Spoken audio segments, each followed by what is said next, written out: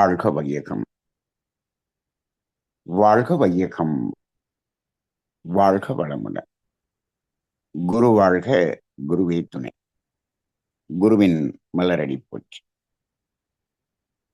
நம் சிந்தனையை, உடல் நலத்தை சீரமைத்து உய்வித்த குருவே வாழ்க. தியானமே யோகம், யோகமே ஞானம். தமிழ் ஆனந்த யோகம். வாழ்க வளமுடன். மெய்யன்பர்கள் அனைவருக்கும் மாலை வணக்கங்கள். அன்பர்களே, சிந்தனையாளர்களே, அறிஞர் பெருமக்களே, இன்றைய தலைப்பு மனம் அடங்குவது சாத்தியமா? ஒரு சந்தேகமான ஒரு பார்வை. சந்தேகமான பார்வை மட்டுமல்ல, இதெல்லாம் சாத்தியமில்லாத ஒன்று என்று சொல்லக்கூடிய சமுதாயத்தின் நிலையில் நாம் இருந்து கொண்டிருக்கிறோம். மனமெல்லாம் அடங்கிறதுங்கிறதெல்லாம் ஆகிற காரியமாப்பா அப்படின்னு கேட்கக்கூடிய ஒரு நிலை. ஏனென்று பார்த்தால் அடக்கி அடக்கி அடக்கி பார்க்கிறார்கள், அடக்க முடியவில்லை. இப்பொழுது நமது மனதை மட்டுமா அடக்க பார்க்கிறார்கள்? மூன்றாவது நபரின் மனதை அடக்குவதிலே மிகவும் வேகமாக செயல்பட்டு கொண்டிருக்கக்கூடிய சமுதாயம். அந்த அளவுக்கு ஒரு சுயநலமான ஒரு சமுதாயமாகவும், இந்த பணம் பொருள் மீது ஒரு பற்றும் வேட்கையும் கொண்ட சமுதாயமாக இருக்கிறது. சரி, இப்ப போன பகுதியிலே எது மனமாக இருக்கிறது, அதனுடைய வேலை என்ன, இது என்ன அலைந்து கொண்டிருப்பதுதான் இதனுடைய வேலையா, இல்ல அடங்கி விடுவதுதான் வேலையா என்றெல்லாம் பார்த்தோம். இது முழுமையாக அடங்கி விடுவது என்றால் மனம் என்று ஒன்று இல்லாமல் போவது. அப்படி அல்ல, அப்படி அல்ல. அதாவது மனம் இறக்கும் கலை என்று ஓசோ சொல்வார். மனம் இறக்கும் கலை என்று சொன்னால் அப்ப மனம் இல்லாமல் போகும் கலையா என்று கேட்டால், அந்த புத்தகத்தை நீங்கள் முழுமையாக படித்து பார்த்தீர்கள் என்றால் தெரியும். மனம் இறக்கும் கலை என்பது அங்கு உண்மையான மரணத்தை தான் அங்கு குறிப்பிட்டிருப்பார். சாதாரணமாக மரணம் என்பதே அழிவு கிடையாது. இதை நாம் பல முறை தமிழானந்த யோகத்திலே விளக்கி இருக்கிறோம், பல தலைப்புகளில் விளக்கி இருப்போம். மரணம் என்பது அழிவு அல்ல, அது ஒரு பிரிவு என்று நாம் அடிக்கடி சிந்தனை செய்திருக்கிறோம். பிரிவு என்றால் உடலும் உயிரும் பிரிந்து நிற்கும் இடம் மரணம். அப்ப மனதின் மரணம் என்று சொன்னால், மனதின் மரணம் என்று சொன்னால் இது ஒரு அற்புதமான மரணம். இந்த மரணம் ஒவ்வொருவருக்குள்ளாகவும் நிகழ வேண்டும் என்று சொல்வார்கள். சுருக்கமாக சொல்ல போனால் இன்றைய தலைப்பு இருக்கிறதே, மனம் அடங்குவது சாத்தியமா என்று ஒரு கேள்வி இருக்கிறதே. மனம் இறந்து விட்டால், மனம் மரணித்து விட்டால் அது சாத்தியமே என்று சொல்லிவிடலாம். இது என்னங்க, இதை சொல்றதுக்கு நீங்க வேணுமா? யார் வேணாலும் சொல்லலாமே. மனம் செத்து போச்சுன்னா அடங்கிருமா? அதை செத்து போச்சு அப்புறம் இங்கிட்ட அடங்கிறது. மனம் இறந்து விடுவது என்றால் என்ன?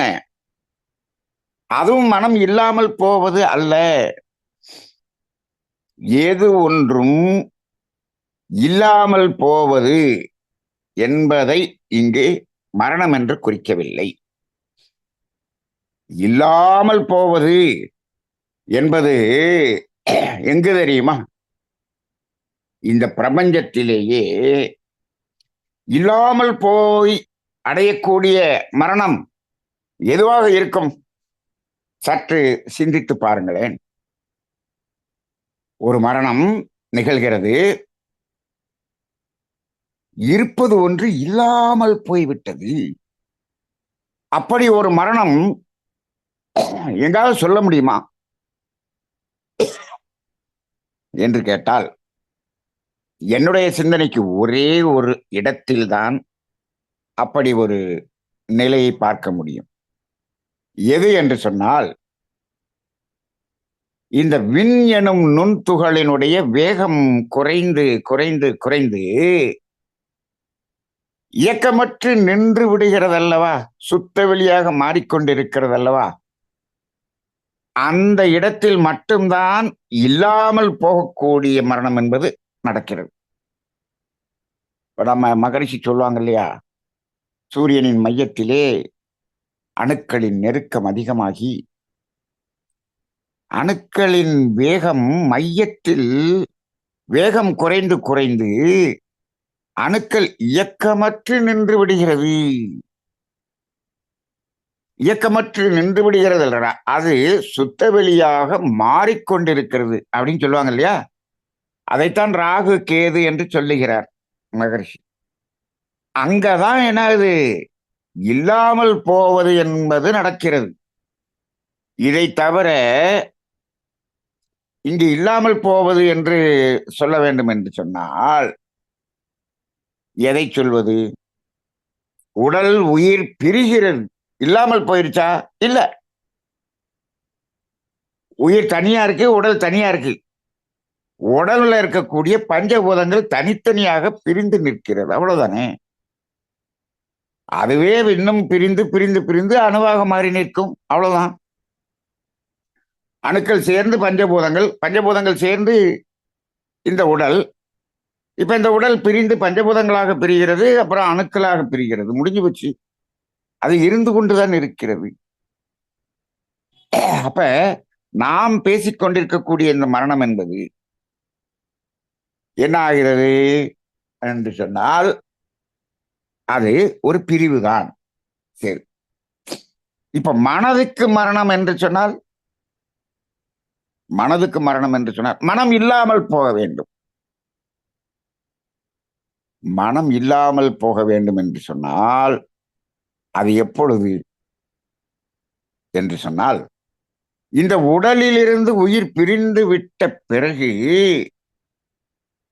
அங்கே மனம் என்ற ஒன்று இல்லை. மனம் என்ற ஒன்று இல்லை. இப்ப உயிர் வெளியில வந்துச்சுன்னா அங்க மனம் கிடையாது. அந்த உயிரிலிருந்து மனம் என்று படர்க்கை நிலை எய்துவதில்லை. இப்போ அந்த உயிர் துகள் இருக்கிறது அல்லவா, அந்த உயிர் துகளிலிருந்து படர்க்கை நிலையே எய்துவதில்லையா என்று கேட்டால் அதுவும் சொல்ல முடியாது. எப்படி? அந்த உயிர் சுழன்று கொண்டுதானே இருக்கிறது. அதிலிருந்து ஒரு விரிவலை தோன்றிக் கொண்டுதானே இருக்கும், படர்ந்து கொண்டுதானே இருக்கும். ஆமாம், ஆனால் அதற்கு மனம் என்று பெயர் இல்லை, பேருதான் இல்ல. அப்ப நம்ம உடலில் இருந்து உயிர் பிரிந்து விட்டால் அந்த உயிரிலிருந்து மனம் என்பது வருவதில்லைன்னு சொல்றோம். ஆனால் அங்க அலை வருகிறது. அப்ப அந்த அலை என்ன அலையா மாறு? அது வான்காந்த அலையாக மாறிவிடுகிறது. எப்பொழுது இந்த 5 பஞ்சபூதங்கள் இணைந்த உடம்பாக இருந்து உடலுக்குள்ளாக இந்த ஆகாயம் என்ற உயிர் துகள் அது உள்ள வரும்போதுதான் உயிர் துகள்னு பேர் வருது. இப்ப வெளியில போனாலும் அது ஆன்மா என்ற பெயராக இருந்தாலும் அதிலிருந்து படர்க்கையாக வரக்கூடிய காந்தம் அங்கு வான்காந்தமாகத்தான் வரும். இப்போ உடம்புக்குள்ள இருக்கும் பொழுதுதான் அது ஜீவகாந்தமாக படர்ந்து அதுதான் மனமாக செயல்படுகிறது. அப்ப மனம் என்பது இல்லாமல் போகிறது என்று சொன்னால் மனம் என்ற பெயர் இல்லாமல் போகிறது. அது உயிர் வெளியில போயிடுச்சுன்னா அப்படி ஒரு மரணம் என்பதை நாம் சொல்வதில்லை. இங்கு மனதுக்கு மரணம் என்று சொன்னால் நமது முன்னோர்கள், மகான்கள், சித்தர்கள் எல்லாம் மனதுக்கு மரணம் என்று சொல்வது எல்லாமே உடலும் உயிரும் சேர்ந்து இருக்கும் பொழுது மனதுக்கு மரணம் ஏற்பட வேண்டும். இதைத்தான் சொல்லியிருக்காங்களே தவிர உடலிலிருந்து உயிர் பிரிந்த பிறகு மனதுக்கு மரணம்ங்கிறது சொல்லல. அதை பற்றி பேசவே இல்லை. நமது சித்தர்கள் உடலோடு உயிர் இருக்கும்போது என்ன என்பதைத்தான் ஆய்வு செய்தார்கள். அப்ப இந்த மரணம் நடப்பதற்கு முன், உடலால் மரணம் நடப்பதற்கு முன் மனதால் மரணம் நடந்துவிட வேண்டும், நடக்க வேண்டும் என்று சொல்லுகிறார்கள். அதைத்தான் இப்பொழுது இன்றைய தலைப்பாக வைத்திருக்கிறோம், மனம் அடங்குவது என்று. மனம் அடங்குவது என்பதும் மனம் மரணிப்பதும் ஒன்றுதான். இதத்தான் இந்த சுஃபியில ஒரு ப்ராவர்பு உண்டு. என்ன என்று சொன்னால், டை பிஃபோர் யூ டை என்று சொல்கிறார்கள். Tie before you tie. You என்று எதை சொல்கிறார்கள்? யூ அப்படிங்கிறது ஒரு ஒரு மனித உருவில் இருக்கக்கூடிய ஒரு செகண்ட் பர்சன். யூனா செகண்ட் பர்சன் சொல்வோம். Aina first person, யூனா second person சொல்வோம். இப்போ டை பிஃபோர் யூ டை, நீ சாவதற்கு முன்னாலேயே செத்துவிடு. இது ஒரு பெரிய குழப்பமான பழமொழியாக இருக்கிறது. நீ மரணிப்பதற்கு முன்னாலேயே மரணித்து விடு என்று சொன்னால் அதற்கு என்ன பொருள்? நீ உடலால் மரணிப்பதற்கு முன் மனதால் மரணித்து விடு என்பதுதான். அப்ப அங்க மனதினுடைய மரணம் என்பது என்ன என்று சொன்னால், மனம் இல்லாமல் போவது அல்ல. மனம் இருக்கும், இருந்து கொண்டுதான் இருக்கும். ஆனால் அது என்ன இருக்கும்? பிரிந்து நிற்கும், பிரிந்து நிற்கும், விலகி நிற்கும். அப்ப எதிலிருந்து விலகுவது? உடலும் உயிரும் பிரிந்து விட்டால் அது ஒரு மரணம். அதே சமயத்தில் இந்த புலன்களிலிருந்தும் புலன் அனுபவங்களிலிருந்தும் மனம் பிரிந்து நின்றால், விலகி நின்றால் அது மனதின் மரணம். அப்ப விலகி நிற்கிறது. அப்ப மனம் இருக்கிறதா? மனம் இருக்கிறது. இந்த இடம் இன்னைக்கு ஆன்மீகத்துல நிறைய இடங்கள்ல பேசப்படாத இடமாக இருக்கிறது. அதை நம்ம தமிழ் ஆனந்த யோகத்தில் அதை வலியுறுத்தி வலியுறுத்தி பல சிந்தனைகளிலே நாம் இதை சிந்தித்துக் கொண்டிருக்கிறோம். அது விலகி நிற்கிறது. எதுல இல்லை? புலன்களிலும் இல்லை, புலன் அனுபவங்களிலும் இல்லை.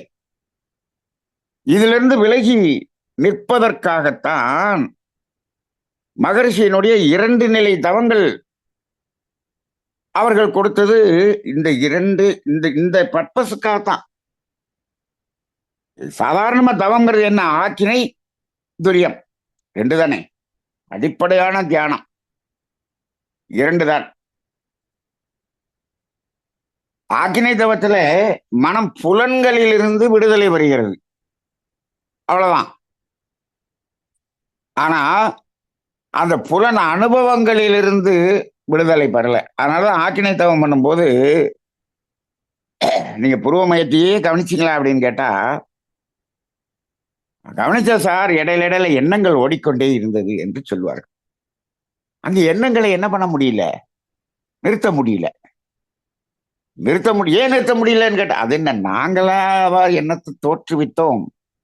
அது அதுவா வருது.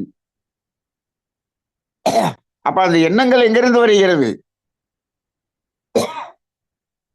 அனுபவ பதிவுகளில் இருந்தானே எண்ணம் வருகிறது. ஆமா. அப்ப ஆக்கினை தவம் செய்ய செய்ய செய்ய புலன்களிலிருந்து விடுதலை பெற்ற மனம் புலன் வழியாக பெற்ற அந்த அனுபவ பதிவுகளில் இருந்து எண்ணமாக வந்து கொண்டிருக்கிறது. அந்த எண்ணங்களிலிருந்தும் விடுதலை பெற வேண்டும். அதுக்குதான் துரியதவம். துரியதவம் பண்ணும்போது அந்த அனுபவங்களிலிருந்தும் விலகி நிற்கிறது. அப்ப என்ன இல்ல, புலன் வழியாக புலன்கள் செயல்படவில்லை, எண்ணங்களும் இல்லை. அப்ப எண்ணங்கள் இல்லை என்று சொன்னால் மனம் இருக்கிறதா இல்லையா? இந்த இடம் நிறைய சமுதாயத்தில் ஆன்மீக சிந்தனையாளர்களிடையே பெரும் குழப்பத்தை ஏற்படுத்தி இருக்கக்கூடிய ஒரு நிலையை பார்க்கிறோம். இன்னைக்கு ஆன்மீக தத்துவங்கள் பல பேர் பலவேறு வகையிலே சொல்லிக் கொண்டிருக்கக்கூடியதை நாம் இப்பொழுது பார்க்கிறோம். அதுல எந்த இடத்துலனாலும் ஒரு கேள்வி வந்துச்சுன்னு சொன்னோம்னா அந்த கேள்விக்கு சரியான பதில் கொடுக்க முடியாத ஒரு நிலையையும் பார்க்கிறோம். மகர்ஷியினுடைய தத்துவத்தில் பெரும்பாலான கேள்விகளுக்கு அதை ஏற்றுக்கொள்ளக்கூடிய அளவுக்கு பதிலை கொடுக்கக்கூடிய அளவுக்கான தத்துவத்தை மகரிஷி அவர்கள் முழுமையாக கொடுத்திருக்கிறார்கள் என்பது எங்களது 35 வருட அனுபவம். ஏன் சொல்றேன்னா, மகரிஷி பெரிய ஒரு தத்துவத்தை பேசுவாரு. என்ன பேசுவாரு? கடவுளை காணலாம் சொல்லுவார். ஒரு தலைப்பு போட்டு பேசுவார். பெரிய கல்யாண மண்டபத்தில் பேசுவார். நினைப்பது நடக்கும்னு ஒரு தலைப்பை போட்டு பேசுவாரு. இந்த தலைப்பை கண்டாலே மிரண்டு போயிடுவாங்க அவங்க. அதண்டிப்பியா நினைச்சதெல்லாம் நடக்குமா? என்னதான் பேச வர்றாருன்னு அப்படி கூட்டம் வந்து குமிவாங்க. கடவுளை கடவுளை காட்டுறேங்கிறாரே அப்படின்னு வருவாங்க. அங்கே இப்படிப்பட்ட தலைப்பை எல்லாம் பேசிட்டு கடைசியில கொஸ்டின் ஆன்சருக்கு என்ன கேட்பாரு தெரியுங்களா?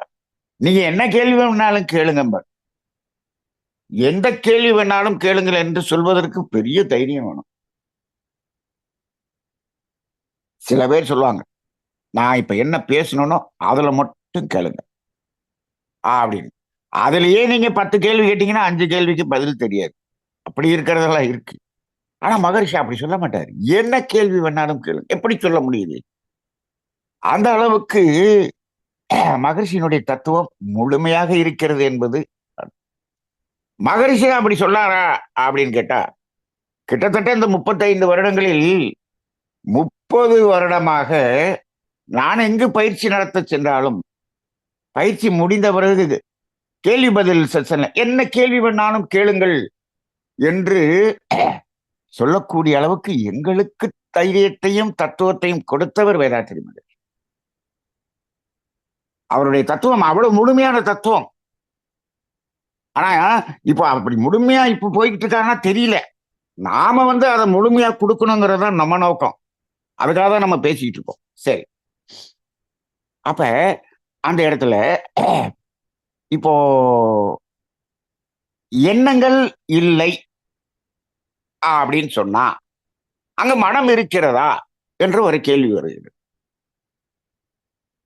ஏன்னு கேட்டா, இந்த எண்ணங்கள் தான் மனம் அப்படின்னு நிறைய பேர் புரிஞ்சு வச்சிருக்காங்க. மனம்ங்கிறது என்ன? அந்த எண்ணம்னு சொல்றமே அதாங்க மனம்ங்கிறாங்க. மனம் எண்ணுகிறதா? எண்ணம் தான் மனமா? இது நல்ல தெளிவு பெற வேண்டி இருக்குது. எண்ணங்கள் அற்ற மனம் என்று ஒன்று இருக்கிறது. அப்ப எண்ணங்கள் என்கிறதுனா மகரிஷியினுடைய எண்ணமாராய்தல் தத்துவம் இப்ப இன்னைக்கு இந்த தலைப்பு நம்ம முழுமையா விளங்கிக்கணும்னா அதுக்கு மகரிஷி தத்துவத்தில் உறுதுணையாக இருக்கக்கூடியது எது அப்படின்னு சொன்னோம்னா, தேவைகள் 3ம் எண்ணம் ஆராய்தல், இந்த 2 தலைப்பும் தான் இதுக்கு விடை சொல்லக்கூடிய ஒரு தலைப்பு. இப்ப அந்த எண்ணம் அப்படிங்கிறதுல எண்ணம் என்றால் என்னன்னு மகரிஷி டெபினிஷன் கொடுப்பாரு. எது எண்ணம்? எண்ணம்னா எதுப்பா அப்படின்னு கேட்டா, மனம்தான் எண்ணம் சொல்லி இருக்கலாம்ல. அப்படி சொல்லலையே. எது எண்ணமாக வருகிறது? வாழ்க்கை அனுபவங்கள் தான் எண்ணம் அப்படின்னு சொல்லிட்டாரு. அப்ப அந்த வாழ்க்கை அனுபவங்களை சுமந்து கொண்டு வருவதுதான் மனம். அப்ப அந்த வாழ்க்கை அனுபவங்கள் என்ற அந்த அனுபவ பதிவை, அந்த அனுபவ பதிவு எழுச்சி பெறுகிறது. அதுவா வராது. அதுவா வராது. அதை தூக்கிட்டு வர்றதுக்கு ஒரு கருவி தேவைப்படுது. அதுதான் மனம். மனம் தான் அதை தூக்கி மேல கொண்டு வந்து காட்டுது. இந்த மனம்தான் புலன் வழியாக ஒவ்வொன்னையும் பார்க்குது, கேட்குது, எல்லாத்தையும் பண்ணி உள்ள கொண்டு போய் பதிகிற வேலையை அதுதான் பண்ணுது. அந்த பதிஞ்சத மேல கொண்டு வந்து காட்டுறதையும் அதே மனம்தான் பண்ணுகிறது. அப்ப இந்த உள்ளே பதிவது, வெளியில் எடுத்து காட்டுவது, இந்த 2 பணிகளையும் செய்யக்கூடிய மனம். சரி, இப்போ அந்த அனுபவ பதிவை எடுத்துட்டு வந்து காட்டுறப்ப அது எண்ணம்னு வருது. அப்ப அது சுமந்து கொண்டு வரக்கூடிய மனம். சரி, அந்த அனுபவ பதிவை எடுக்கல, அதிலிருந்து விலகி நிற்கிறது. அப்ப மனம் இல்லைன்னு சொல்லிட முடியுமா என்று கேட்டால் அப்படி சொல்ல முடியாது. அப்ப எப்படி இருக்கும் அந்த மனம்? தனித்த மனம். மனம் தனியாக இருக்கும். மனம் தனியாக இருக்கும். எப்படி? உடம்புல உயிர்னு ஒண்ணு இருந்துச்சுன்னு சொன்னா அங்க மனம்னு ஒண்ணு இருந்து ஆக வேண்டும். மனம் இல்லாமல் போகாது. மனம் என்ற பெயரை அழிக்க வேண்டும் என்று சொன்னால் இங்கு உடலில் இருந்து உயிர் பிரிந்த இடத்தில் மட்டும்தான் அது சாத்தியம். அப்படி இல்லைன்னா சாத்தியமே இல்லை. உடம்புக்குள்ள இருக்கும் பொழுது அது மனம் என்ற ஒன்று இருந்துதான் ஆகும். அதை கூட நான் இன்னும் கொஞ்சம் ஆழமா சிந்தனை செய்திருக்கிறேன். உடம்புக்குள்ள இருக்கும்போது அதுக்கு பேரு ஜீவகாந்தம் தானே? ஆமாம். அந்த ஜீவகாந்தத்துக்கு பல்வேறு வகையான வேலைகள் இருக்கிறது. சும்மா இல்ல, இந்த ஜீவகாந்தம் என்னென்ன பண்ணுது? இந்த ஜீவகாந்தம் தான் உடம்புக்குள்ள இருக்கக்கூடிய அட்டானமஸ் நர்வஸ் சிஸ்டத்துல இயங்கிக் கொண்டிருக்கக்கூடிய அத்தனை இயக்கங்களையும் இயக்கிக் கொண்டிருக்கிறது. ஜீவகாந்தம் தான் இயக்கிக்கிட்டு இருக்கு. அந்த ஜீவகாந்தத்தில் ஒரு பகுதிதான் மனமாகவும் இருக்கு. இந்த ஜீவகாந்தம் தான் புலன் வழியா வெளியே போகுது. இந்த ஜீவகாந்தம் தான் வெளியே போகும்போது என்னவாக மாறி வெளியே போகுது? அழுத்தம், ஒளி சுவை மனமாக மாறி வெளியேறுகிறது. அந்த மாறும்போது அந்த 5ஐயும் உணர்ந்து அங்கு மையத்தில் இருக்கக்கூடிய அறிவாகிய தெய்வத்துக்கு உணர்த்துற வேலையை செய்யறது இந்த மனம். அப்ப இந்த ஜீவகாந்தம் என்பது இந்த 5 பஞ்சபூதங்களில் ஏதோ ஒரு இடத்தில், ஏதோ ஒரு பூதத்தில் அது ஒரு உராய்வு ஏற்படும் போது அது மனமாக மாறும். இப்போ புலன் வழியாக வரும்போது வரக்கூடிய மனம் என்பது வேறு. அந்த இடத்துல ஜீவகாந்த செலவோடு அது மனமாக செயல்படுகிறது. இப்போ புலன் வழியா போல அனுபவத்திலும் இல்லை, அனுபவ பதிவிலும் இல்லை. ஆனால் உடலுக்குள்ளாக ஜீவகாந்தம் சுழன்று கொண்டுதானே இருக்கிறது. ஒரு சிந்தனையை இப்படி செய்து பாருங்கள். உடலுக்குள்ளாக ஜீவகாந்தம் சுழன்று கொண்டு இருக்கிறது என்று சொன்னால் அந்த ஜீவகாந்தம் இந்த உடலினுடைய உட்புற சுவர்களை உரசிக்கொண்டுதானே அங்கு இயங்கிக் கொண்டிருக்கும். ஆமாம். அதே உள்ளுறுப்புகளினுடைய அந்த உறுப்புகளையும் உரசிக்கொண்டுதானே உள்ளே இயங்கிக் கொண்டிருக்கும். ஆமாம். அந்த உரசலின் போது அங்க என்ன ஏற்படும்? அது மனமாக கன்வெர்ட் ஆகி தான் இருக்கும். அப்ப மனமாக மாறிதான் இருக்கும். மனம் இருக்கும். ஆனால் அது எங்க இல்ல?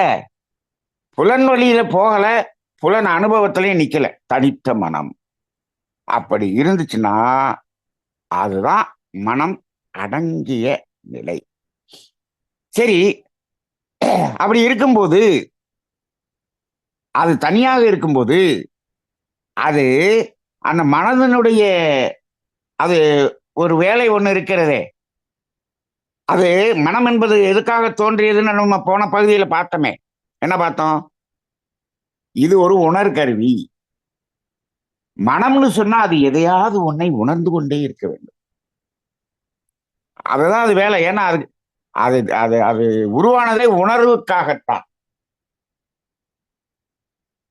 இப்ப புலன் வழியாகவும் உணர விடல, புலன் அனுபவ பதிவையும் நம்ம என்ன பண்ணல, உணர விடல. அதுல இருந்து விலகிட்டோம். அப்ப அந்த மனம் எதை உணரும்? இந்த இடம் ரொம்ப சிந்திக்கணும். எதை உணரும் என்று கேட்டால், அப்பொழுதுதான் ஒவ்வொரு மனிதனுக்குள்ளாகவும் ஒவ்வொரு ஜீவனுக்குள்ளாகவும் இயல்பாக இருக்கக்கூடிய, இயல்பாக நிலையாக நீடித்ததாக இருக்கக்கூடிய உணர்வுகளை அது உணரும். அது என்னங்க? இயல்பாக நிலையாக நீடித்ததாக எப்பொழுதும் குறையாத, இன்னும் ஒண்ணு சொல்லிடலாம், முக்கியமாக துன்பமாக மாறாத அப்படிப்பட்ட உணர்வு இவையெல்லாம் நமக்குள்ளாக இருக்கிறது. அந்த உணர்வுகளை எல்லாம் இந்த மனம் அந்த தனியாக நிற்கும் பொழுது இந்த உணர்வுகளை உணரும். இப்போ மனம் இதுல இருந்து விலகிடுச்சுன்னா அமைதியாக இருக்குமா இல்லையா? அமைதி என்பது ஒரு உணர்வா இல்லையா? இப்ப அமைதின்னு ஒரு வார்த்தையை போட்டோம், இன்பம்னு ஒரு வார்த்தையை போட்டிருக்கோம், மகிழ்ச்சின்னு ஒரு வார்த்தையை போட்டிருக்கோம். இப்போ மனம் அமைதியா இருக்குன்னா அமைதி என்பது உணர்வா இல்லையா? அமைதி என்பது ஒண்ணும் இல்லாதுங்க. ஒண்ணும் இல்லைன்னு எப்படி? அதுக்கு எதுக்கு அமைதின்னு பேர் வச்சிருக்கீங்க? அமைதின்னு ஒண்ணு பேரை வைக்க வேணாம்ல. மனம் அமைதியா இருக்குன்னா அது இல்லாம போச்சு. நிறைய பேர் அப்படிதான் சொல்றாங்க, எண்ணங்கள் இல்லை என்று சொன்னால் அங்க மனம் என்று ஒன்று இல்லை. ஆனா ஆழ்ந்த அமைதி. என்னப்பா அது? எது அமைதியா இருக்கு? மனம் இல்லாமல் போனது பேர் அமைதியா? அது பேர் அமைதியாக இருக்கிறதுன்னு சொல்றீங்களே. அந்த அமைதியின் அனுபவத்தில் நிக்கிறோமே, ரொம்ப காமா நான் உணர்ந்தேன். அப்ப அமைதியாக இருந்தது அப்படின்னு சொன்னா அமைதி என்பது ஒரு உணர்வு தானே. அது நிலையான உணர்வு, நீடித்த உணர்வு. நீங்க எவ்வளவு நேரம் அமைதியா இருந்தாலும் அது என்னவா மாறாது? துன்பமாக மாறாது. அதே போல நிறைவுன்னு ஒரு வார்த்தையை சொல்றோம். நிறைவாக இருந்தது. நிறைவை உணர்ந்தது என்ன? எது? நிறைவு அடைவது எது? மனம் தானே. அப்ப நிறைவு அப்படிங்கிறது ஒரு உணர்வு தானே. இப்ப இதெல்லாம் பாருங்க, அமைதி, நிறைவு, அன்பு என்பது உணர்வு தானே. ஆமாம், இது நீடித்த நிலைத்த உணர்வு. ஆனந்தம் நீடித்த நிலைத்த உணர்வு, மகிழ்ச்சி நீடித்த நிலைத்த உணர்வு, ஆரோக்கியம் நீடித்த நிலைத்த உணர்வு. இப்ப இந்த உணர்வுகள் எல்லாம், இந்த நீடித்ததாக நிலைத்ததாக இருக்கக்கூடிய உணர்வுகள் எல்லாம் தேடிக்கொண்டிருக்கக்கூடியதான் இந்த சமுதாயம். ஆனால் எல்லோரிடமும் நிலையாக நீடித்ததாக இருந்து கொண்டிருக்கிறது. இப்போ எப்ப இந்த மனம் தனித்த மனமாக மாறுகிறதோ, புலனிலிருந்து விலகி புலன் அனுபவங்களிலிருந்தும் விலகி வருகிறதோ, அப்ப இந்த உணர்வுகளை உணரும். இந்த உணர்வுகள் எல்லாம் எதுவெல்லாம் நிலைத்ததாக நீடித்ததாக காலத்தால் குறையாத ஒரு அட்சய பாத்திரம் மாதிரி இருந்து கொண்டே இருக்கிறதோ, அந்த உணர்வுகள் எல்லாம், அதைத்தான் நம்ம என்ன சொல்றோம்? இறை உணர்வு என்று சொல்கிறோம். இறை உணர்வுன்னு சொல்றோமே. என்ன இறை உணர்வு என்று சொன்னால் நாம புலன் வழியாக உணரக்கூடிய உணர்வு என்பது என்ன? அதுல இன்பம்னு சொல்றோம். ஆனா அளவு முறை மீறினால் துன்பம்னு சொல்றோம். இது இந்த மனம் இந்த இன்பத்துல போய் துன்பமா மாறிக்கிட்டு இருக்கு. இதுதான் சாதாரணமா நடக்கக்கூடிய விஷயம். எல்லா சமுதாயத்திலும் அதான் நடந்து கொண்டிருக்கிறது. ஏன் துன்பமா மாறுது?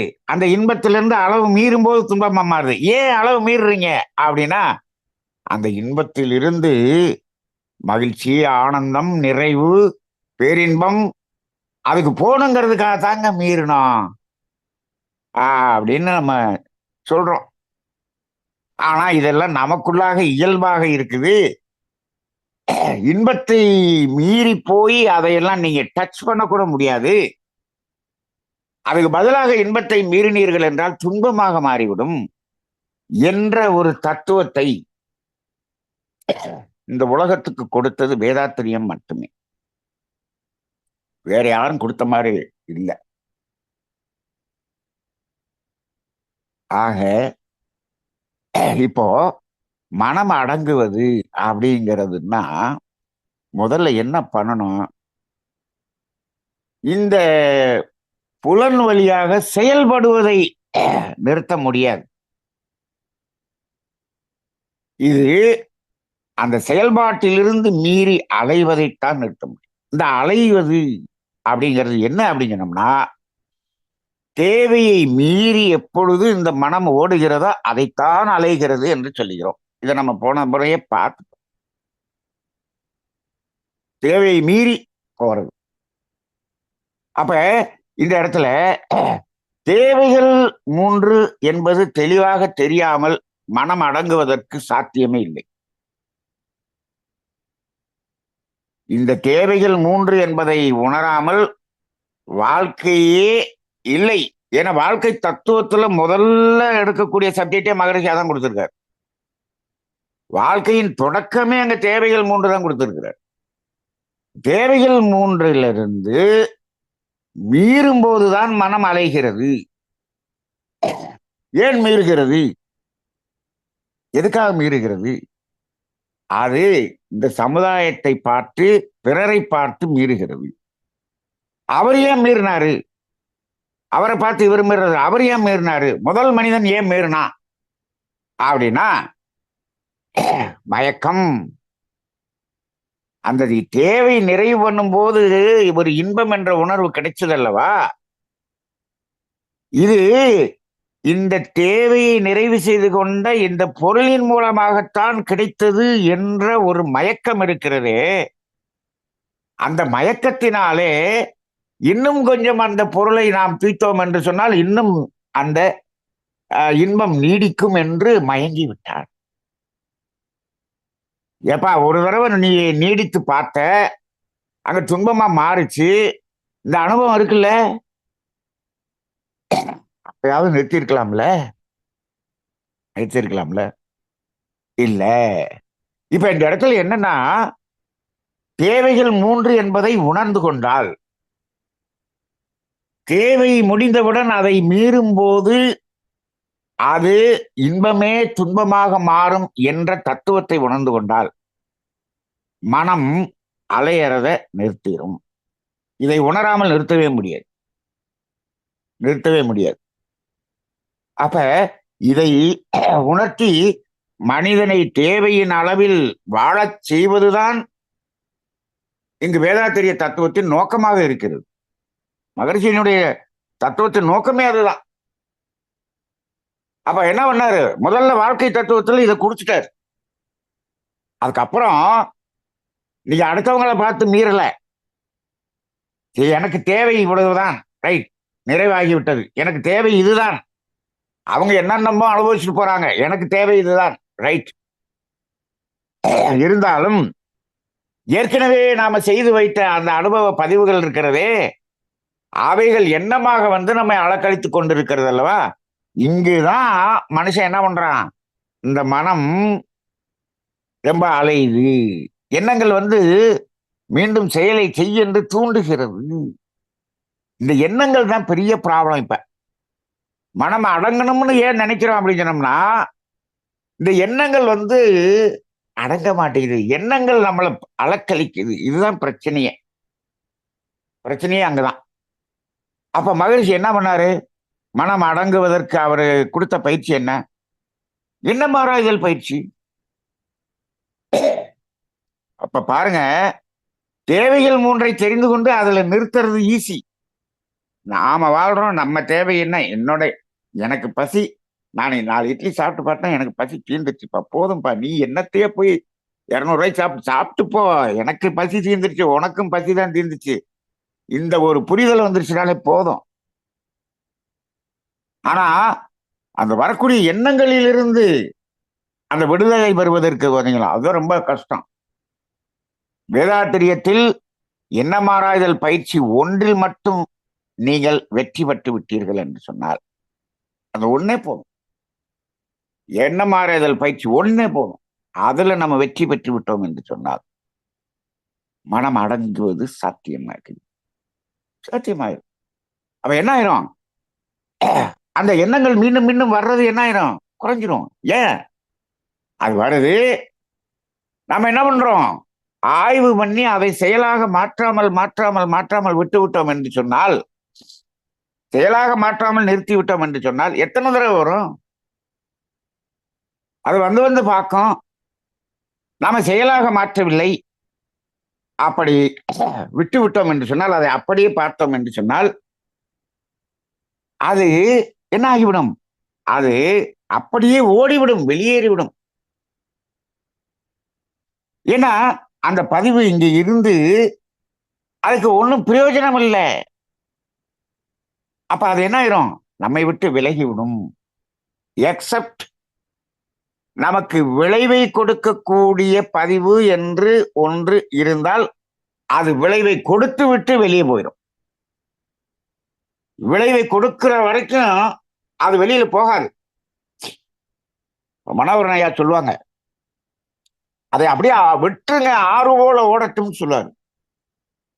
எது ஆறு போல ஓடும் என்று சொன்னால், இந்த எண்ணம் செயலாக மாற்றுவதற்காக வந்த எண்ணத்தை செயலாக மாற்றவில்லை என்று சொன்னால் அது ஆறு போல ஓடிவிடும்.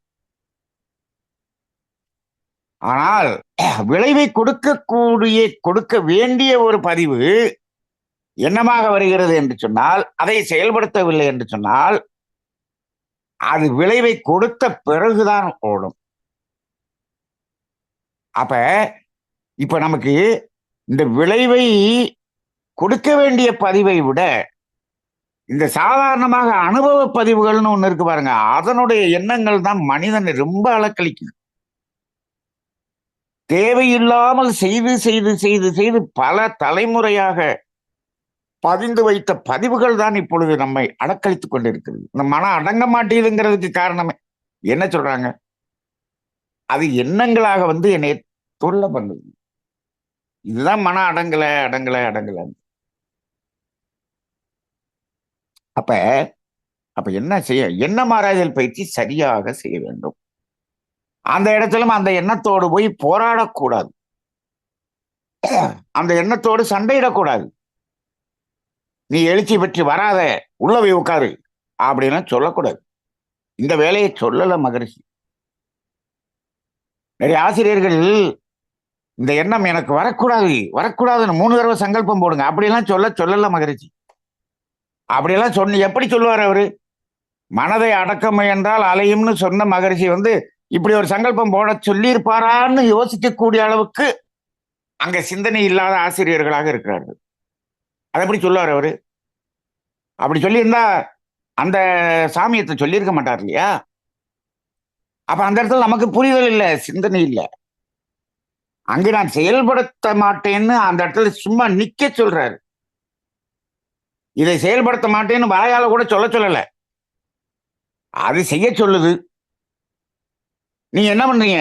அதை செயலாக மாற்றாமல் அப்படி நிக்கிறீங்க. அந்த இடத்துல எப்படி நிக்கிறீங்க? விழிப்போடு நிக்கிறீங்க, வேற ஒண்ணுமே இல்லை. அவ்வளவுதான். அது என்ன ஆயிரும்? அது போல் ஓடிவிடும், வெளியேறிவிடும். இப்ப அப்படி நாம கொஞ்ச நாள் இந்த எண்ணம் ஆராய்தல் பயிற்சி சரியாக செய்திருந்தோம் என்று சொன்னால் இது என்ன இருந்தா அலக்களிக்கக்கூடிய எண்ணங்கள் வருவதெல்லாம் நின்று விடும், எல்லாம் வெளியில ஓடி போச்சு. இந்த பதிவு இருந்தா தானே வரும். மீண்டும் நாம அந்த செயலை செய்து செய்து பிறரை பார்த்து செயலை செய்து பதிஞ்சுக்கிட்டு இருந்தோம்னா பதிஞ்சுக்கிட்டு இருந்தா வந்துகிட்டு தான் இருக்கும். அதுக்காக தான் நம்ம என்ன சொல்றோம், முதல்ல தேவைகள் 3 என்பதை ஒரு மனிதன் உணராமல் அந்த மனம் அடங்குவது சாத்தியமாகாது. அடிப்படையாக தேவைகள் 3 உணரணும். இதுதான் தேவை, உடலின் தேவைகள் என்பதை உணர்ந்து கொள்ள வேண்டும். அடுத்தது எண்ணம் ஆராய்தல் என்பதில் வெற்றி பெற வேண்டும். இந்த இரண்டிலும் நாம் அந்த ஒரு பயிற்சியில் நம்மை ஈடுபடுத்தி கொண்டால் மனம் தானாக அடங்கும். வேற என்ன பண்ணிடுறது? உள்ள அந்த பதிவு இருந்தா தானே, அந்த பதிவை நீங்க செயல்படுத்தினா தானே மீண்டும் வரும். அப்ப அப்படி இல்லைன்னா படிப்படியாக மனம் அடங்கிவிடும். ஆனா ஒண்ணே ஒண்ணு, ஒரே நாள்ல இதை அடக்கிறேன் அப்படின்லாம் முயற்சி செஞ்சீங்கன்னா அடக்காது, முடியாது முடியாது. சில பேர் சொல்றாங்க ரொம்ப இது ரொம்ப எளிமையானது, நீங்க இத்தனை வருடமெல்லாம் கஷ்டப்பட வேண்டியதில்லை, புத்தர் கடைசியில எப்படி அடைஞ்சாரோ அதை ஒரு சன நேரத்தில் அடைந்து விடலாம் என்று சொல்லுகிறார்கள். அதற்கு கூட ஒரு கதையெல்லாம் சொல்லுவாங்க. ஒரு குதிரையில ஏறும்போது அந்த ஒரு காலை வச்சுட்டு அடுத்த காலை தூக்கி போடுறோம் இல்லையா, அடுத்த சாணத்துல அந்த காலை தூக்கி போடுற நேரத்தில் ஞானம் அடைந்து விடலாம் என்று யாரோ சொல்லியிருக்காங்க அப்படின்னு சொல்லுவாங்க. ஆமாம், சாத்தியம்தான். ஆனால் இப்ப இன்னைக்கு ஆரம்பிச்சு இன்னைக்கு அது சாத்தியமாகுமான ஆகாது. புத்தருக்கு சாத்தியமானது, சன நேரத்தில் அந்த ஞானம் கிடைத்தது. அந்த ஞானம் கிடைத்ததற்கு அவர் என்ன பண்ணாரு, எத்தனை வருடம் அதற்காக அவர் பயிற்சி செய்து அதுக்கு முயற்சி செய்து, என்ன முயற்சி? இதுதான் அந்த எண்ணங்களிலிருந்து விடுதலை பெறுவதற்காகத்தான் அவ்வளவு முயற்சி செஞ்சார். அப்ப என்னாச்சு, படிப்படியாக குறைந்து அந்த கடைசி ஒரு சனத்திலே அவருக்கு ஞானம் என்பது கிடைத்து விட்டது. இப்ப என்ன பண்ணிடுறாங்க, கடைசியில எனக்கு அப்படி உட்கார்ந்தா எனக்கு கிடைச்சிருச்சுன்னு சொல்றாருல, அதே மாதிரி போய் அந்த மரத்தடியில் நம்மளும் உட்கார்ந்தா கிடைச்சிடும். எப்பா அவர் அவ்வளவு பயிற்சி பண்ணிட்டு உட்கார்ந்தாரு, கிடைச்சிச்சு, நீ சும்மா போய் உட்கார்ந்தீங்கன்னா கிடைச்சிருமா? இது சாத்தியமில்லாத ஒன்று. இப்போ இங்கேயே மகரிஷிய எத்தனை வருடம் எவ்வளவு கஷ்டப்பட்டு இதை உணர்ந்திருக்கிறார், எத்தனை ஞானிகள் அப்படி உணர்ந்திருக்கிறார்கள். எல்லாருக்குமே அப்படிதான். அது கொஞ்சம் இளம் வயதிலேயே சிலருக்கு கிடைத்திருக்கிறது என்று சொன்னால் அவர்கள் அப்பா அம்மா செய்த அந்த அதனுடைய பலனாகத்தான் இருக்குமே தவிர எந்த பயிற்சியும் முயற்சியும் இல்லாமல் உடனடியாக எல்லாம் இதெல்லாம் சுலபமாக கிடைக்கிறது முடியாது. அதனால ஒரு நொடிப்பொழுதில் ஞானம் அப்படிங்கிறதெல்லாம் நொடிப்பொழுதில் ஞானம். ஆனால் அதற்கு நீங்கள் எத்தனை காலம் அதற்கான பயிற்சியில் ஈடுபட்டீர்கள் என்பது அதனுடைய ரிசல்ட் தான் கடைசி நொடியில் அது கிடைக்குமே தவிர எதுவுமே பண்ணாமல் அப்படி டக்குன்னு உடனே இது புரிதல் இவ்வளவுதான் ஞானம் அப்படியெல்லாம் இல்லை. இப்ப முதல்ல புரிதல் மூலமாக என்ன வரணும், எவ்வளவு அனுபவ பதிவுகள் இருக்கு, அந்த பதிவுகள் எல்லாம் வெளியேறணுமே. இந்த கர்மயம் தூய்மை அடையாமல் ஞானம் அடைய முடியாது. அப்படியெல்லாம் இல்லை, வாங்க 2 நாள்ல உங்களுக்கு ஞானத்தை கொடுக்குறேன் அப்படின்னு சொன்னான்னா ஒரு ஞானம் மாதிரி ஒண்ணு கொடுக்கலாம். டெல்லி மேக்குன்னு சொல்லுவாங்கல்ல, அப்படிதான் கொடுக்க முடியும். எப்படி? கர்மையும் அவ்வளவு பண்ணி வச்சிருப்போம், 3 நாள்ல ஞானம் என்று சொன்னா இதை புரிந்து கொள்வதால் ஞானம் அப்படியெல்லாம் இல்லை, முடியாது. தூய்மை நடக்கணும். தூய்மை நடக்கணும். ஏன் மகரிஷி இவ்வளவு பயிற்சி பயிற்சி பயிற்சின்னு கொடுத்தாரு? ஓரளவுக்கு பயிற்சி செஞ்ச பிறகு அது இயல்பான பயிற்சியா மாறிடும். தூய்மை நடக்காமல் மனம் அடங்குவது சாத்தியமில்லை. மனம் தனியாக தனித்த மனமாக வந்துச்சுன்னு சொன்னா கண்டிப்பாக அது இறை உணர்வு பெற்றே தீரும். அந்த இறை உணர்வு என்பதுதான் ஆனந்தம். அது நிலையான உணர்வுகள் எல்லாமே இறை உணர்வு தான். இறை உணர்வு தான். எதுவெல்லாம் துன்பமாக மாறாமல் நீடித்ததாக நிலைத்ததாக இருக்கிறதோ அதெல்லாம் இறை உணர்வு தான். நீ இந்த பிரபஞ்சத்திலே நீடித்ததாக நிலைத்ததாக இருக்கக்கூடிய எதுவாக இருக்க முடியும்? அந்த இறைநிலை தானே. அதுதான் நீடித்ததாக நிலைத்ததாக இருக்கக்கூடியது. அப்ப நமக்குள்ளாக அப்படிப்பட்ட உணர்வுகள் இருக்கிறது. நம்ம அனுபவம் பண்ணல, அதை போய் நம்ம வெளியில தேடிக்கிட்டு இருக்கோமே, அப்புறம் எப்படி கிடைக்கும்? அமைதியே வெளியே தேடுறான், எப்படி கிடைக்கும்? உனக்குள்ளாக இருக்குதப்பா. ஆனந்தத்தை வெளியே தேடுறான், மகிழ்ச்சியை வெளியே தேடுறான். எதுவுமே இல்லை. இன்பத்தை கூட வெளியில தேட முடியாது. துன்பம் போக்குறதுக்கான பொருளை மட்டும்தான் வெளியில தேடணும். அந்த துன்பம் நீங்கிய இடத்தில் இன்பம் என்பது நமக்குள்ளாக இருக்கக்கூடிய இன்பம் தானே தவிர அதுவும் அந்த பொருளில் இருந்து வரக்கூடியது அல்ல. இது இன்னைக்கு எத்தனை பேருக்கு தெரியும்? 99.9% மக்களுக்கு தெரியாது. இந்த பொருள் தான் நமக்கு இந்த இன்பத்தை கொடுத்ததுன்னு தான் நினைச்சிட்டு அந்த பொருளையே இன்னும் சாப்பிட்றான். சாதாரண இட்லி சாப்பிட்டாலும் இவ்வளவு இன்பம் கிடைச்சிருச்சு, ஃப்ரைடு இட்லி சாப்பிட்டோம்னா இன்னும் கொஞ்சம் கிடைச்சிருமேன்னு போறான். துன்பமாயிருது.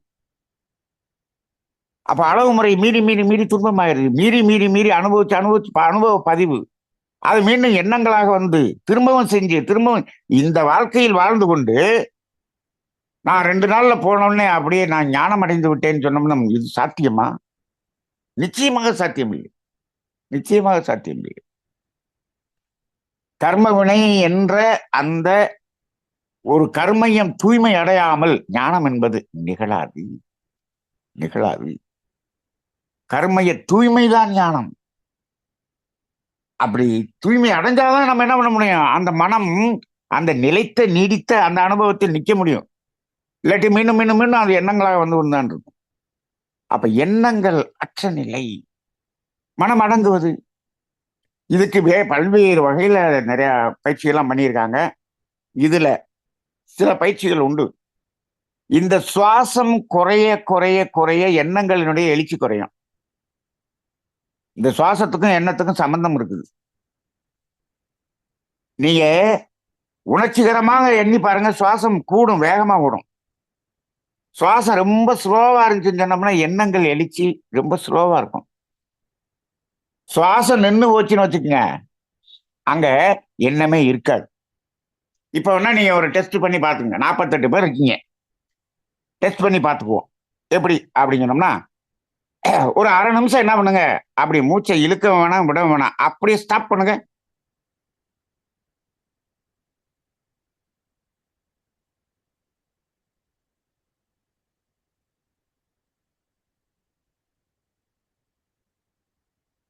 வாழ்க வளமுடன். அரை நிமிஷம் நிறுத்தினால ஒன்றும் ஆயிடப்படுதில்லை. இந்த அரை நிமிஷம் நிறுத்தினமே அப்ப ஏதாவது எண்ணம் வந்துச்சா? நிச்சயமாக வந்திருக்காது. அந்த சுவாசம் இல்லை என்று சொன்னால் அங்கு எண்ணம் வராது. அப்ப சுவாசத்தை குறைக்கலாமே. அதுக்குதான் மூச்சு பயிற்சி. இன்னும் இந்த வாசி யோகம் அப்படியெல்லாம் செய்து அந்த சுவாசத்தை குறைத்து குறைத்து குறைத்து எண்ணங்கள் குறைச்சாங்க. சரி, சுவாசத்தை குறைச்சா எண்ணம் குறையும் சொல்றீங்களே சார், எண்ணமாராய்தல் பயிற்சி பண்ணி பண்ணி பண்ணி எண்ணங்கள் குறைஞ்சுன்னா சுவாசம் குறையுமா? சுவாசம் குறையும், ரொம்ப இயல்பா ஓடும். இதுக்கு அதுக்கு சம்பந்தம் இருக்கிறது, சம்பந்தம் இருக்கிறது. அப்ப இதுக்கு பல்வேறு வகையில் எப்படி செய்தார்கள். இன்னொன்னு, மனம் அடங்கணும். ஏதோ ஒண்ணு நினைச்சு அலக்கழிச்சுக்கிட்டு இருக்கு அப்படின்னு வச்சுக்கோங்க, அது அடங்கணும். இதுக்கு திடீர்னு ஒரு அப்படி ஒரு இன்ஸ்டன்ட் ரசம் மாதிரி ஏதாவது ஒன்று சொல்லுங்களேன் சார் அப்படின்னு ஒன்று கேட்குறீங்கன்னு வச்சுக்கோம். இதை வந்து இன்ஸ்டன்ட்னா இன்ஸ்டன்ட் எப்பயாவது பயன்படுத்திக்கணுமே தவிர இதை வச்சே நான் வந்து ஞானம் அடைஞ்சிறேன்னு சொன்னீங்கன்னா அதுக்கு நான் பொறுப்பா இல்லை. இன்ஸ்டண்டா ஒரு ஏதோ ஒரு எண்ணம் வந்து உங்களை அலக்கழிச்சுக்கிட்டு இருக்கு, எதையோ நினைச்சு நினைச்சு புலம்பிட்டு இருக்கீங்க, ஒரு மாதிரி இருக்கு அப்படின்னு வச்சுக்கோங்க.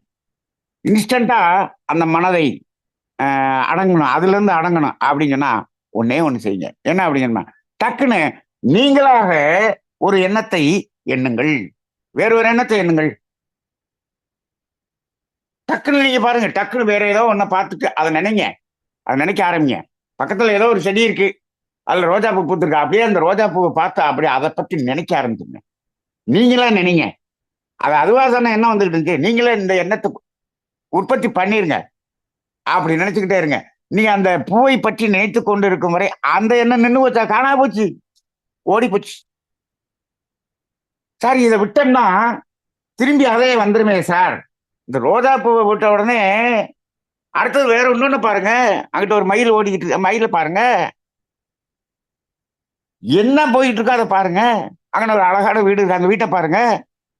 ஏதாவது ஒண்ணு மாறி மாறி மாறி நினைச்சிட்டு இருங்க, அது வராது. இது இன்ஸ்டன்டா டக்குன்னு மாத்துறது.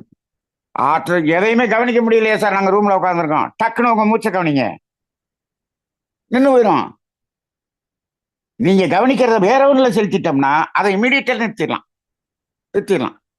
கடை போயிடும். எங்க போச்சு, என்ன என்ன அது காரணமே. நீங்க இதுல இருக்கிற வரைக்கும் அது வராது. உங்களுடைய வில் பவர் முழுவதும் இதுக்கு விட்டீங்க, அது நின்று போச்சு, காணா போச்சா இல்லையா. அந்த மனசை போட்டு உறுத்திக்கிட்டு இருந்த அந்த எண்ணம் காணா போச்சா இல்லையா. ஆமா ஆமா ஆமா ஆமா, இதுல இருக்கிற வரைக்கும் காணா போச்சு. ரைட்டா. இது இமிடியட்டா டெம்பரரியா செய்யற ஒரு இன்ஸ்டன்ட்டுக்கு நீங்க மாத்திக்கிறதுக்கான வழி. ஆனால் நிலையாக செய்ய வேண்டும் என்று சொன்னால் தேவைகள் 3ஐ உணர வேண்டும், எண்ணம் மாறாய்தலில் நாம் வெற்றி பெற வேண்டும். இது 2ம் இருந்தால் மனம் அடங்குவது சாத்தியமே என்ற ஒரு பதிலோடு இந்த சிந்தனையை நிறைவு செய்து கொள்வோம். வாழ்க வளமுடன்.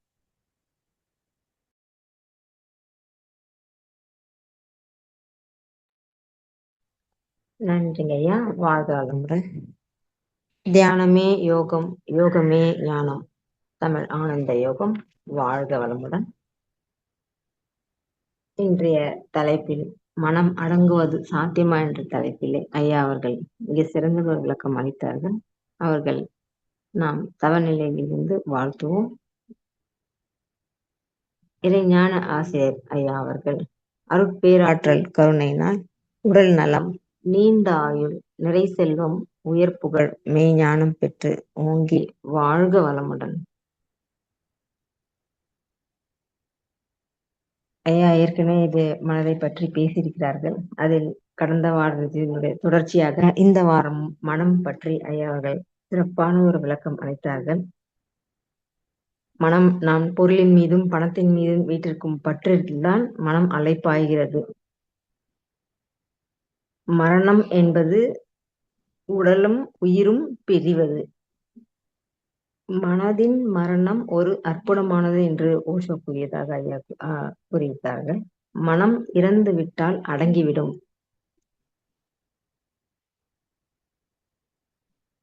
மனம் இல்லாமல் போவது ஒரு மரணத்தின் போதுதான் என்று இல்லை. ஆனால்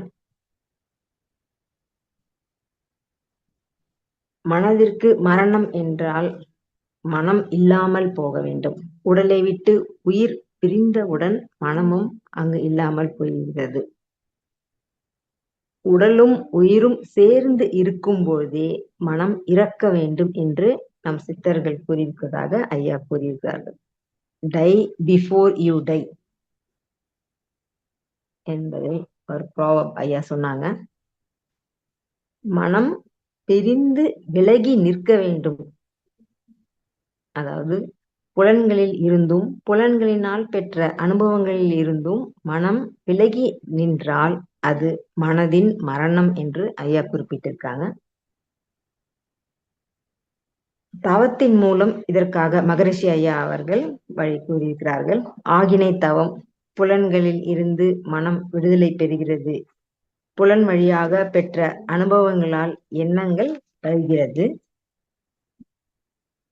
மகரிஷி ஐயா அவர்கள் கூறிய தத்துவங்கள் முழுமையானதுதான். எண்ணங்கள் தான் மனமா, வாழ்க்கை அனுபவம் தான் எண்ணம்.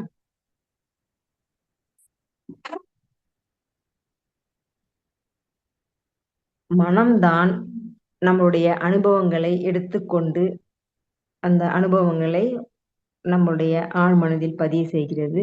மீண்டும் அதை வெளிக்கொண்டு வருவதும் மனம்தான். அதை சுமந்து கொண்டு வருவது மனம்தான். நம்முடைய ஜீவகாந்தம் என்பது உடலில் சுழன்று கொண்டிருக்கிறது. ஜீவகாந்தம் தான் அட்டானமஸ் நர்வஸ் சிஸ்டமை இயக்கிக் கொண்டிருக்கிறது என்று ஐயா பலமுறை சொல்லியிருக்கிறார்கள். அந்த ஜீவகாந்தம் என்பது உடலிலே பஞ்சபூத சக்திகளால் ஏதாவது ஒரு வழியாக புலன் வழியாக அதன் அனுபவத்தை நாம் பெற்றுக் கொண்டிருக்கின்றோம். மனம் என்பது உணர்வாகத்தான் இருக்கிறது. புலன் வழியாகவும் பஞ்சபூதங்கள் அனுபவத்தினாலும் நாம் மனதின் உணர்வுகளை நாம் பெற்றுக் கொண்டிருக்கின்றோம். ஆனால் இயல்பாக நிலையாக நீடித்து துன்பமாக மாறாக குறையாத ஒரு நிலை இருக்கக்கூடிய உணர்வு தனித்த மனம். அமைதி என்பதும் ஒரு உணர்வு, நிறைவு அடைவது என்பது ஒரு உணர்வு, அன்பு என்பதும் உணர்வு, ஆனந்த மகிழ்ச்சி ஆரோக்கியம் இவை அனைத்தும் நீடித்து நிலைத்த உணர்வுகள். இவை அனைத்தும் இறை உணர்வு. மனம் அலைவது என்றால் புலன் வழியாக செயல்பாட்டை மீறி செயல்படுவதுதான் அலைவது. தேவைகள் 3 என்பதை உணராமல் வாழ்க்கை இல்லை. இதில் இருந்து மீறும் பொழுதுதான் மனம் அலைகிறது. தேவை நிறைவு பெற்ற பின் அதை மீறும் போது இன்பமே துன்பமாக மாறுகிறது. நாம் மனதில் எண்ணங்கள் தோன்றிக் கொண்டே இருக்கிறது. அதை நிறுத்தாமல் ஆராய வேண்டும் என்று மகரிஷி அவர்கள் கூறியிருக்கிறார்கள். எண்ணங்களை ஆராய்ந்து செயலாக மாறாமல் விட்டால் மனம் அடங்குவது சாத்தியம். எண்ணம் ஆராய்தல் பயிற்சி சரியாக செய்ய வேண்டும். பயிற்சியும் முயற்சியும் இல்லாமல் அதை அடைய முடியாது. கர்மவினை என்ற கருமைய தூய்மை அடையாமல் ஞானம் அடைய முடியாது என்று ஐயா குறிப்பிட்டிருக்காங்க. எண்ணங்கள் அற்ற நிலை மனம் அடங்குவது. எண்ணங்கள் அதிகமானால் சுவாசமும் அதிகமாகும். சுவாசம் குறைந்தால் எண்ணங்கள் குறையும். ஆகவே தேவைகள் 3 எண்ணம் ஆராய்தல் இது 2 வாழ்க்கை தத்துவங்கள் மகரிஷி ஐயா கூறிய தத்துவங்கள் மூலம் நாம் மனதை அடக்குவது சாத்தியமே என்று ஐயா அவர்கள் இந்த உரையை நிறைவு செய்திருக்கிறார்கள். மிக சிறப்புங்க ஐயா. மனதை அடக்க வழி ஒன்றும் அறிங்கிலேன் தான் என்ற ஒரு பாடலுக்கு விளக்கம் கிடைத்தது போல இருக்கிறது.